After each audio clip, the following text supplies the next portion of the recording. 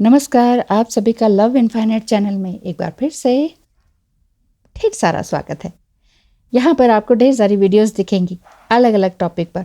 Astrology, twin flames, angel numbers और tarot reading.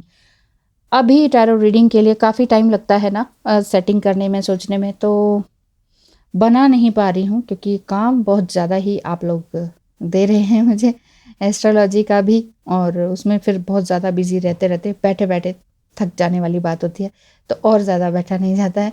तो कुछ एक्सरसाइज और मेडिटेशन मुझे भी करना होता है, इसलिए वीडियोस बनाने का टाइम थोड़ा कम ही है।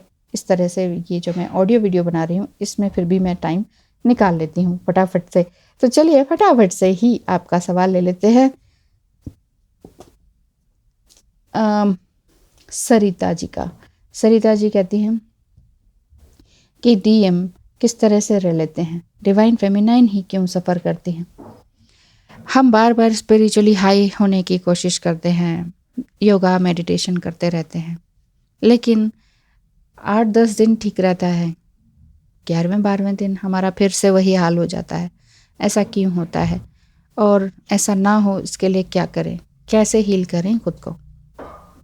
देखिए, डीएम कैसे रह लेते हैं,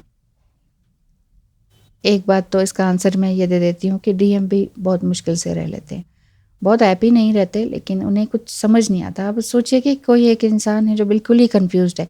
एक तो उसे ये नहीं पता कि ट्विन फ्लेम जर्नी में, एक उन्हें ये नहीं पता कि आप उनकी अदर हाफ सोल हैं, एक उन्हें विश्वास नहीं होता कि अगर ये बात पता भी है तो ये विश्वास नहीं करेंगे। दूसरी तीसरी बात यही है कि ईगोइस्टिक माइंड होता है, बहुत ही लॉजिकल माइंड होता है। इन चीज़ों को पर, पैरामेडिकल पर या इस तरह की स्पिरिचुअल बातों पर बहुत कम बिलीव कर पाते हैं।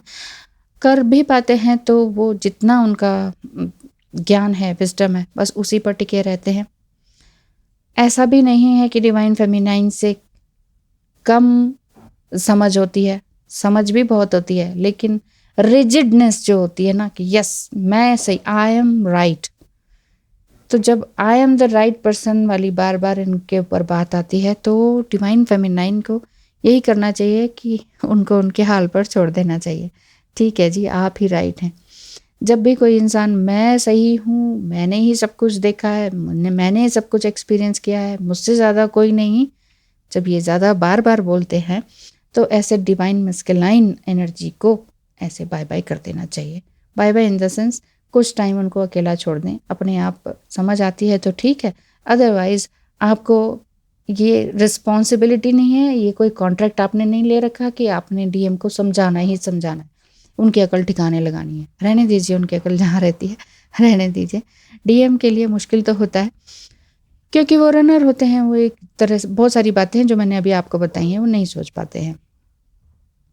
तो समटाइम सिर्फ डीएम एक लेबल ही नहीं है, मैं बार बार ये कहती हूँ, एक लेबल मत लगाइए, सिंपल लेबल कि हाँ ये इस तरह के होते हैं। वो एक इंसान भी हैं जैसे आप भी हैं।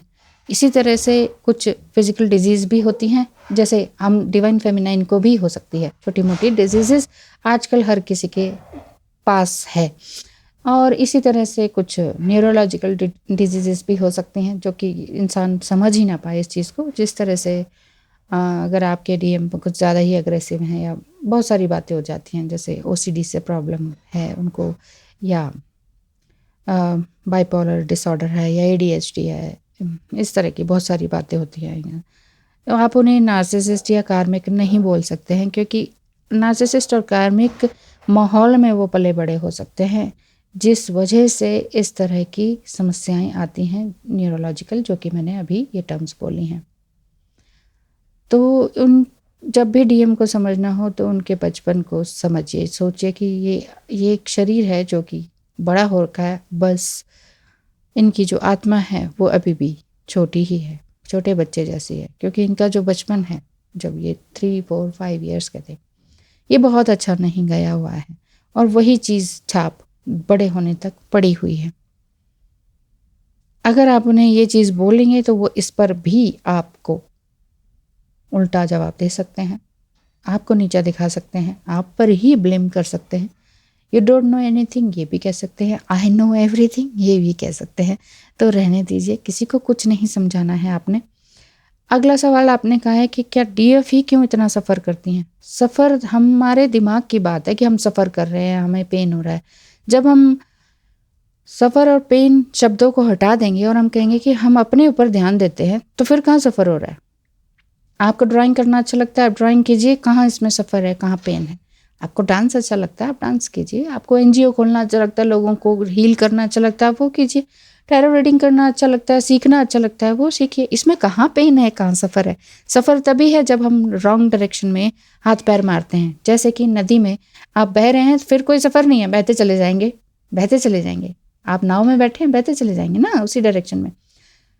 आप नाव में बैठे हैं, पतवार चला रहे हैं अपोजिट डायरेक्शन में, आप कह रहे हैं इतनी ताकत लगा ली, इतना स्ट्रगल है, इतना स्ट्रगल है मेरी लाइफ में, देखो मैं वहीं का वहीं हूँ, वहीं का वहीं हूँ। स्टिलनेस फील होती है जबकि नदी तो बह रही है, लेकिन आप उसके अपोजिट डायरेक्शन में जा रहे हैं।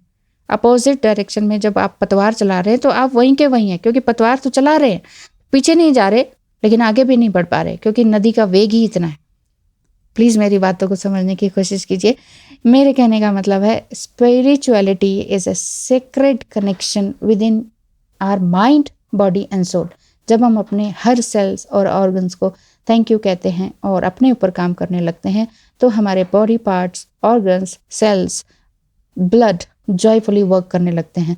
तो हमें अपने आप को देखने के बजाय दूसरों को अगर हम देखेंगे तो फिर तकलीफ तो होगी, वहीं पर पेन और वहीं पर स्ट्रगल, वहीं पर सफरिंग शुरू होती है। तो फिर हमारे माइंड को ही समझाने की ज़रूरत है ना, किसी और को समझाने की ज़रूरत ही नहीं है। तो इसे इनर वर्क अगर आप कह रहे हैं कि हम करते हैं और नहीं होता है, तो इनर वर्क को काम की तरह ना लें। इनर वर्क किसके लिए? डीएम को जागृत करने के लिए थोड़ी ना लेना है। इनर वर्क करना है अपने लिए, ठीक है ना। इनर वर्क करें अपने लिए। इनर वर्क में वो सब कुछ आ जाता है, आपकी क्रिएटिविटी आ जाती है, ग्रेटिट्यूड में रहना आ जाता है, मस्ती मज़ा करना आ जाता है, बिल्कुल चाइल्ड लाइक फेथ रखना आ जाता है, पॉजिटिवली आप थिंक करें, वो सारी चीज़ें इसी में आ जाती हैं। थोड़ा मेडिटेट करें, अपना बॉडी को स्टिलनेस में भी रखें, डांस करें, सब कुछ है, ठीक है, क्योंकि आप बहुत एनर्जेटिक भी हैं और मल्टी टैलेंटेड हैं, तो इसलिए अपनी एनर्जी को इस तरह से भी रिलीज़ करना ज़रूरी है, बजाय कि रूट चक्र से बार बार रिलीज़ करना। ऐसे अगर हम इसे क्यों कहते हैं कि ना करें, सेक्सुअल एनर्जी में ज़्यादा ना बहें, क्योंकि देखिए जब मृत्यु होती है ना, अब आप मृत्यु शब्द से डरिए मत, पहली बात तो जिनको डर लग रहा है यहीं से ऑडियो ऑफ कर दीजिए जब मृत्यु होती है ना, तो जहाँ पर एनर्जी एनर्जी टिकी होती है ना, जिस चक्र पर, वहीं से हमारी आत्मा निकलती है। अब सेक्सुअली ही फीलिंग लगी रहेगी ना, तो हमारी एनर्जी वहाँ से निकलती है, रूट चक्र से। और जिनका सारा ध्यान ब्रह्मत्व में है, उनके सहस्त्रार चक्र से होती है, और वो rare of the rarest case होता है। तो इसलिए ये सोचिए कि अगर आपको मोक्ष पाना है तो फिर नीचे ना रहें, और ये सिर्फ मुंह से अगर बोलते रहेंगे मोक्ष पाना है, मोक्ष पाना है, मोक्ष पाना है, तो मोक्ष ऐसे नहीं होता है घर गाड़ी बंगला मकान बनाकर ढेर सारा सेक्स करके, ऐसे नहीं होता है मोक्ष। ये काम भी करने हैं, ये फॉर द टाइम बिंग करने हैं। फॉर द टाइम बिंग मतलब जब तक हम इस धरती पर आए, जीने के लिए, बॉडी के लिए, धन कमाने के लिए, बॉडी को खाने के लिए खाना चाहिए, तो इसलिए हम धन कमाते हैं, तो इसलिए ये सारे काम करने होते हैं। तो अपने आप को चैलेंज दें, फिर से अपने आप को पूछें कि मैं क्या कर रहा हूँ, क्या कर रही हूँ, और अपने आप को हील करने के लिए वही योगा मेडिटेशन जो कि आप कर ही रही हैं, उस चीज़ को करें। 7 डेज़ का चैलेंज ज़रूर लें, और उसके बाद फिर देखें फुल मून और न्यू मून में कोई नेगेटिव एनर्जी आती है कि नहीं। नहीं आएगी, विश्वास मानिए। अगर एक फुल मून और एक न्यू मून यानी कि 1 महीना आप बिल्कुल सही रहे हैं ना, तो सेकेंड मंथ आपका सही ही जाना चाहिए, ये ध्यान रखिएगा। इट मीन्स आपने पिछले 2 महीने आप बहुत अच्छा काम किया है, इसलिए ये वाला महीना आपका बहुत अच्छा गया। अब नेक्स्ट मंथ भी अच्छा जाए, यानी कि एक फुल मून और एक न्यू मून भी बहुत अच्छा जाए, इसके लिए आपको इस पूरे 15 दिन प्लस 15 दिन आपको अपने ऊपर लगाने होंगे, ना कि डीएम के ऊपर। डीएम को अभी फ़िलहाल दिमाग से बाय बाय कर दीजिए, तो बहुत अच्छा रहेगा। कहना मानिए, आपके लिए बहुत अच्छा रहेगा। बहुत है जो कहना मान रहे हैं और बहुत आगे बढ़ रहे हैं, बहुत ज़्यादा ही एंथुजियास्टिक है, और जिनकी मेरे पास लगातार वीडियोस, क्लिप्स और पता नहीं क्या क्या आता रहता है। मुझे बड़ी खुशी होती है कि छोटे छोटे स्टेप्स से वो बहुत आगे बढ़ रही हैं, मतलब जो मुझसे पिछले साल से जुड़ी हुई हैं, और वो आज वाकई एक मुकाम पर है, एक हाउसवाइफ से कुछ और ही बनकर दिखा दे रही हैं। आगे वीडियोज़ में बताऊँगी कि उनसे पूछ कर कि उनका नाम लिया जाए कि नहीं, उनके नाम के साथ उनकी स्टोरीज़ भी लेकर आऊँगी। Thank you so much, wish you all the best.